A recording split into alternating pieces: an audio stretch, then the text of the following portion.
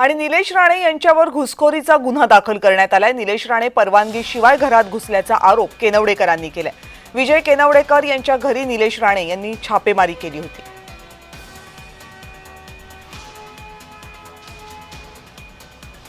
माझ्या खाली असता माझ्या प्रायव्हेट प्रॉपर्टी मध्ये येऊन गर्दी करायची, माझ्या चारही बाजूला येऊन सगळी पूर्णपणे ह्यांनी आपले कार्यकर्ते लावायचे, वेगळ्या पद्धतीने बघणारे, आणि खाली खाली ज्याप्रमाणे राहून धिंगाणा घालायचा माझ्या प्रीमायसेस मध्ये, ज्या पहिल्या मजल्यावर येणाऱ्या पायरीमध्ये आहे त्या प्रीमायसेस मध्ये येऊन दहशतीचं वातावरण करायचं। कोण ओळखीचा नाही त्यांना घेऊन कॅमेरे घेऊन माझ्या घरामध्ये फिरायचं, किती योग्य आहे हो?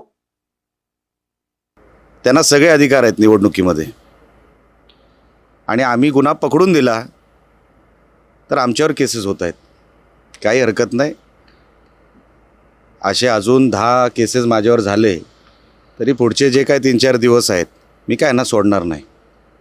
आणि मला विनंती करायची आहे पोलीस डिपार्टमेंटला, नोटीस आपण दिलेली आहे, FIR आपण केलेला आहे, आता मला अटकही केलं पाहिजे आपण।